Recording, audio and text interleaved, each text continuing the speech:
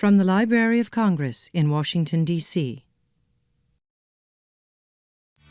We are the Junior Fellows Class of 2015.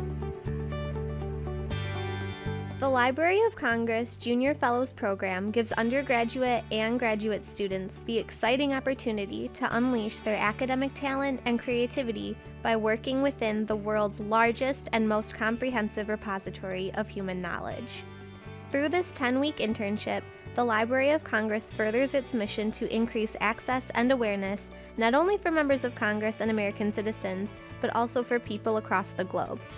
This unique program allows junior fellows to explore the inner workings of the nation's oldest federal cultural institution while working with curators and specialists. From researching new digital documents, to developing modules, to analyzing imaging quality, to inventorying collections, to investigating the programs of research centers around the world, there's no question that the fellows are exposed to a wide range of library work.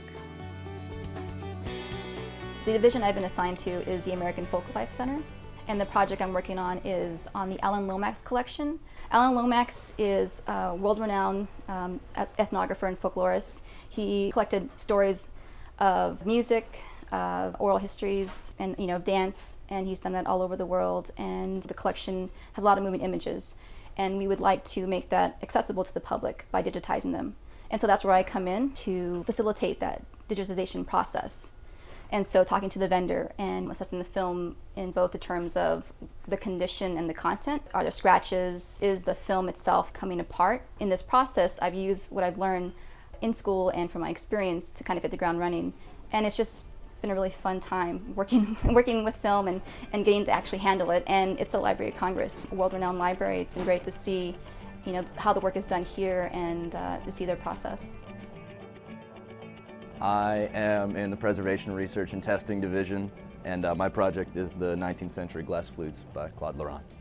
So it's a collaborative effort between several divisions, the Preservation Director obviously, but also Conservation and the Music Division, and we're all working together to find a way to stabilize some of the degradation that we're starting to see in these glass flutes. So we started off by doing X-ray fluorescence on the flutes in order to get the composition to find out what the glass is made out of. And then we went up to Catholic University of America and we took a bunch of different metallic oxides and we pretty much just recreated what these glasses are, and then we melted down that glass so we had just these little tiny discs of glasses that were replicates of what these are made out of. And so from then on, we put them in a dry oven and we were trying and replicate 200 years of aging in a matter of days. So we did a lot of other analytical techniques like X-ray diffraction, Raman spectroscopy to see if what we were getting in these model glasses were similar to what it is on the flutes. And we're getting really remarkably similar results. I think this information is valuable not only to the library researchers, but also to people in other facilities, because there's about 100 of these glass flutes in the world, and a lot of them are experiencing similar difficulties. So the research that we're doing here, I think, is helping other facilities decide what kind of housing they want to make for these objects to try and prolong their longevity.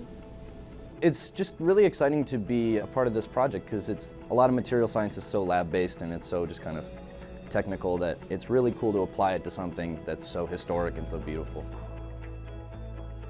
I work in the Veterans History Project, and my project is to look more in depth at manuscript materials donated from veterans and their families concerning Navy vets of the Pacific Theater of the Second World War.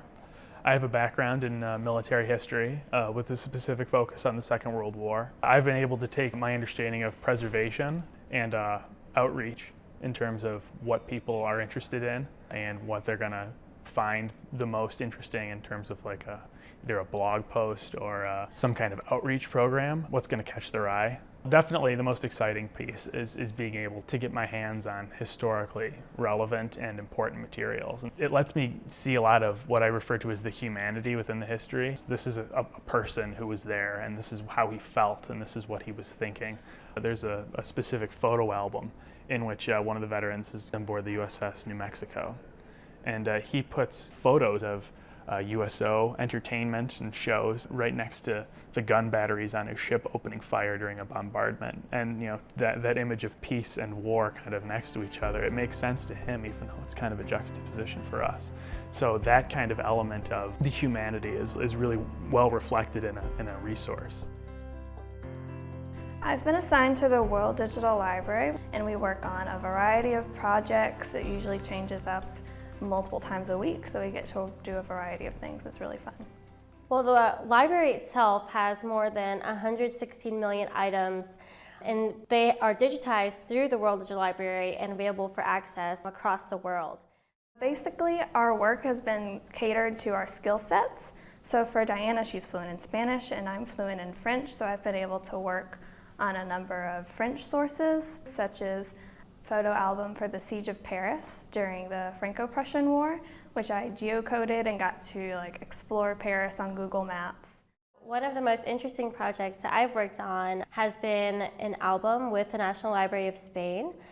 So I've completed research. Some of it has been in Spanish and Portuguese, which has kept it interesting.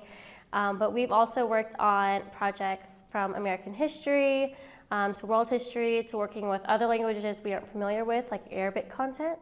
The information is really valuable in making primary sources available to researchers from around the world and teachers and students who can use the interactive features on the website. So there's interactive timelines and maps and thematic sections that are helpful for anybody. So one of the most exciting things has been writing descriptions, because I love writing, and then also seeing my descriptions translated into 7 different languages that are available on the site. And to see what I've written made available to such a broad audience has been really neat.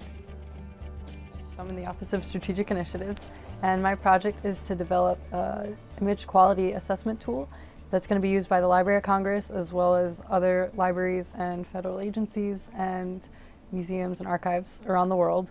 So Project 1 is the library's window to the world, which allows for easy browsing and searching of the library's collections. And it provides high-resolution images online for free. I'm developing a tool that gives the library a way of ensuring that no matter what scanner is used and no matter what location it's at and what point in time, all the images will be uniform and up to the international standards of quality. Here are a couple different versions of what a map might look like when it's scanned in. And as you can see, it's kind of hard to tell which the original might be. And the only way we have to know that is to put a little checker in, and you can actually test the colors and see what's right and what the original looked like. My classes in school have given me a background in imaging science, which has been really important for the project. It was so easy to jump right into the project because everybody was so helpful. I attended meetings that kind of gave me insight to what it would be like working in the imaging industry, and that was really cool to see.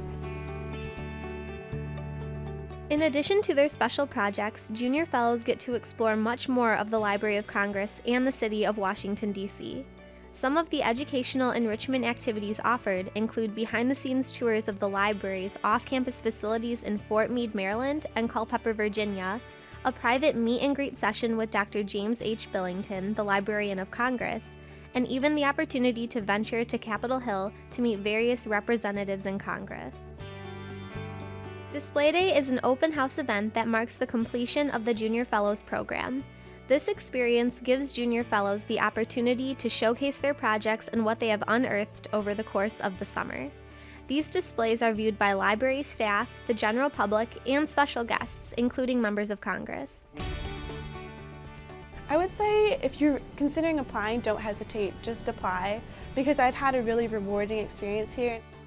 The greatest aspect to it, I think, is working with people who kind of share my enthusiasm and my knowledge, and who will go out of their way to make sure that my experience is as good as it can be. We all come from different backgrounds, so it's nice to meet other young, motivated college students across the country and learn about what they are passionate about doing. This has definitely been the best job I've ever had. It's going to be something that will benefit my career for the rest of my life.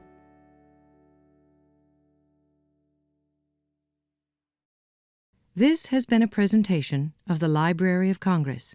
Visit us at loc.gov.